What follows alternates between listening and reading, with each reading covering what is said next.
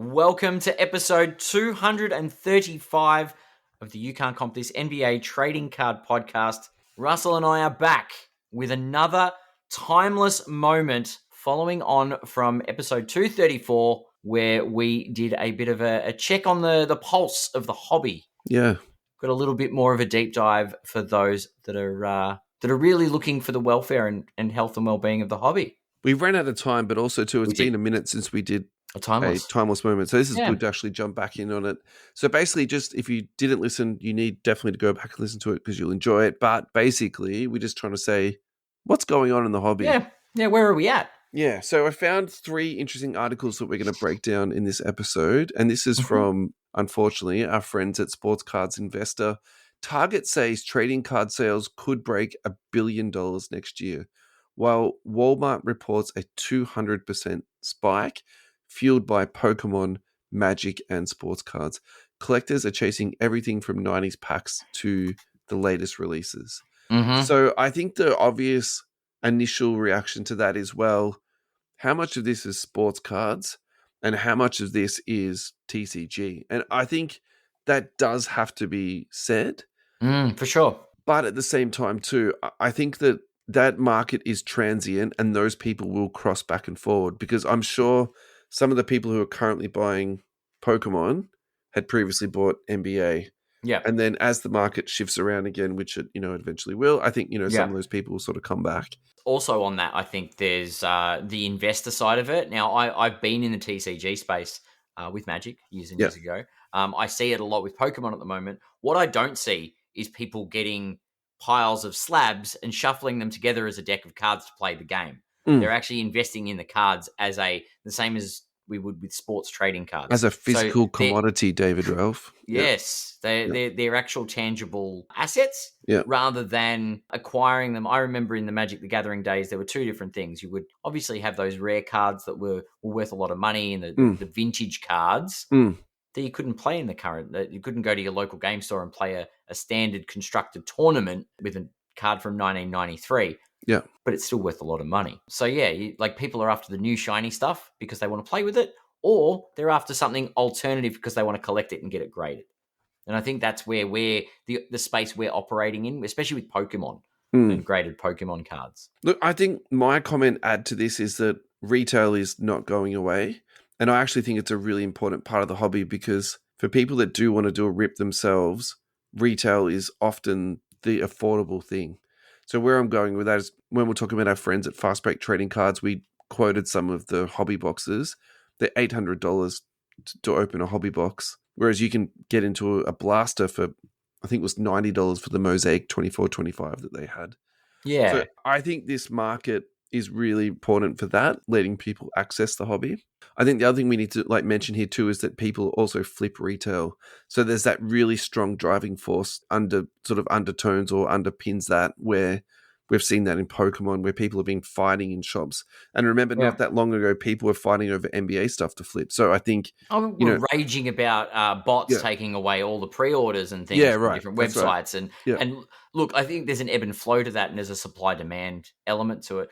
But as the article says, I wouldn't be surprised if there's $1 billion turned over in this collecting space, I think, from cards. I think overall, this is where we're heading towards. There is a very slow overall uptick that's happening in the hobby overall, and I think that's evidence of this. Do you think Pokemon has brought it into the mainstream? I think there's a few things that's brought it into the mainstream. I think Dennis O'Leary, who is famously on TV, then talking about it. Yeah, true. There was an article that I saw on socials that I didn't add this to the run sheet, where it was the director of eBay who was on there talking about their authentication program.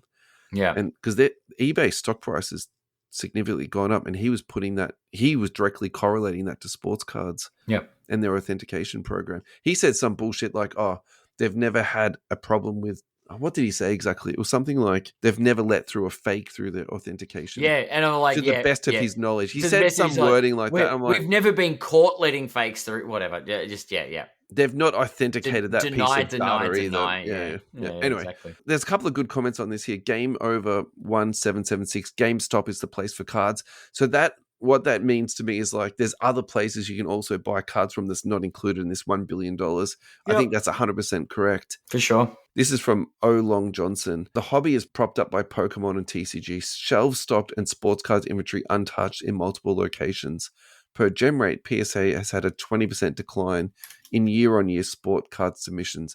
And I think there's some truth to that too. I think, and we sort of touched on that before, we definitely acknowledged there was that whole Pokemon thing. Yeah, definitely. That brings diversity to the hobby, to a diversity in both suppliers and people participating within the hobby shows growth. Yeah. This next one is from our friends at Card Ladder, and also I would say some GemRate, some of the stats would have come from too. Online spending on trading cards tracked by Card Ladder reached $416 million in August alone. And that's a record for the hobby. And so I think I was asking you the question in the last episode of what's your pulse on the hobby? And I think your response was basically, overall, it's very positive, and don't let people influence you otherwise. I think the phrase used was these people need to get their heads out of the sand.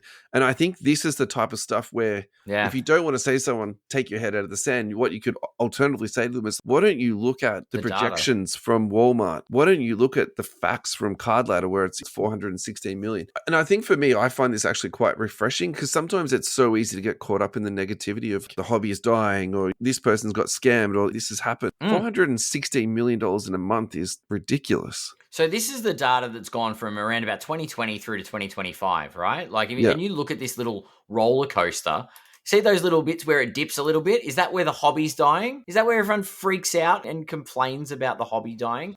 I'm not going to say I'm a financial expert. I'm not going to say I'm... and we're not. I'm going to lead and guide you with regards to... though, man. No. Yeah. But look at this. Look at this trend and look at the way it goes up. It looks very similar to the way stock prices go. Just overall, over time, just sort of tracks up. Yeah, it tracks up because you create this demand. I wonder a little bit if this is also to do with, the overall popularity is up and people are engaged in the hobby in sort of all these different sort of spaces and levels. But I wonder too is how much of this is to do with some really big cards that have just sold. So the Jordan, there's the Jordan Kobe. Just that Jordan alone Jordan Kobe was $12 million, right?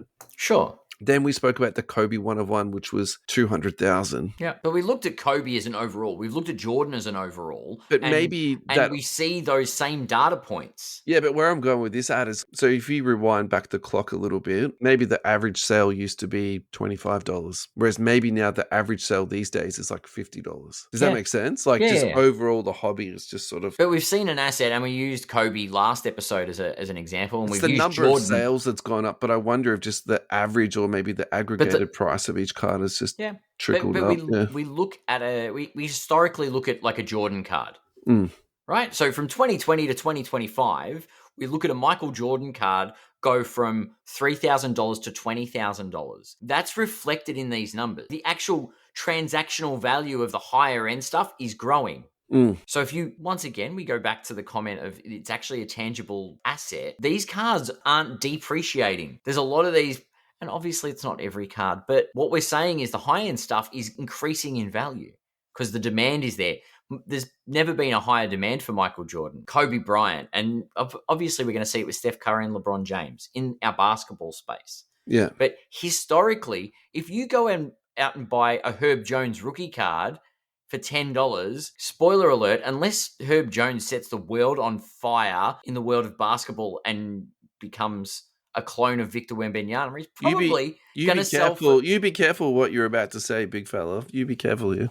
You might be very lucky and get your $10 back in 10 years. How dare you? It's if you're very lucky. I'm going to double my money at least on Herb Jones. He'll be a throw-in somewhere. No way. You know what I'm talking about, though. No, I don't. I have no idea what you're talking about. Maybe I shouldn't have picked on Herb Jones. We'll use someone else that's sort of lower profile. Luka Doncic. If he never wins, his cards are going to go from $2,000 to $200. Oh. If he never wins and all the press goes, the Lakers are terrible because Luka can't perform, blah, blah, blah, blah, blah. The worst case scenario for this guy, he's going to be a beloved Olympian and world champion who scored more points than anybody in the NBA. Like that, I probably think at this point, this is where we're going with this guy. But he's going to be like the next Carmelo Anthony at the worst case. But you talk about, when we talk about this side of the data... I love that take, by the way. We like the Steph Currys of the world, the Jordans of the world, the Kobes, the high. You go into different sports. You go into soccer. You say Messi in soccer. Yeah. Gretzky in ice hockey. Do you know what I mean? The greats are never going to not be the greats. Yeah. So this hobby is where that value keeps appreciating. And I think things like Pokemon, I think that just grows the number of people involved. And I think that's always good. Alrighty, so just going back to the first post, a comment from Up, Down, Up, Right. Yep. GameStop Power Packs. So that's the first reference to Power Packs. We've spoken about this before on the show. Just really quickly to refresh, that is where you buy an online pack, you open it, and they offer you instant buyback. So you basically it's online gambling. Mm-hmm. It's not online gambling. It is a loophole of online gambling, but you could consider it to be online gambling. Yes. Moving on to the next post, and the third and final post that we're going to talk about today. This is from Nat Turner.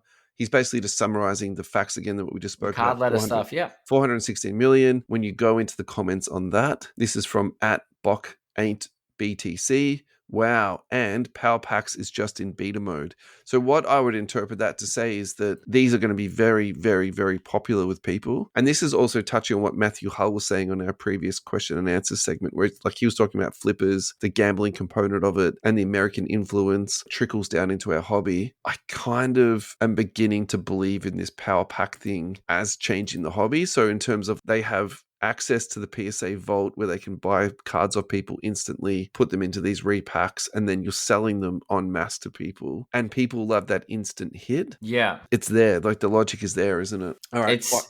Final thoughts on today's Timeless Moments ad. What have you got for me? The hobby is healthy, and anyone that thinks it's not is still sticking their head in the sand. But anyone that thinks investing in cards is silly and something that children do, or it's a childish hobby, probably need to read that article about the $12 million Kobe Jordan card and realize that there's a serious hobby here that's actually, that does have... I'll play devil's advocate on that, though, but that's just like me saying I don't understand Labubu, which I don't, right? But it's horses for courses. Like, of course, people aren't going to understand a whole bunch of like grown men. How many Labubus from 1984 have you got? I don't have any Labubu. No, but you've got none from 1984 because they've only been around for a year. Oh yeah, sure. Do you know what I mean? Like it's a new craze. Yeah, this is not an overnight success. Pokemon's been around for 30 years. Yeah, Pokemon started in 1996. We're old as shit, man. So it's not. This isn't something that's just a fad. This has always been in the spotlight. So I think trading cards are here to stay. Everyone knows that, and they probably should be given a little bit more respect in the asset department. That's Actually, I'll tell you what. I'm going to make that. This is going to be my closing thing. I think people were looking for a card NFT. Yeah. And I think card NFTs failed spectacularly.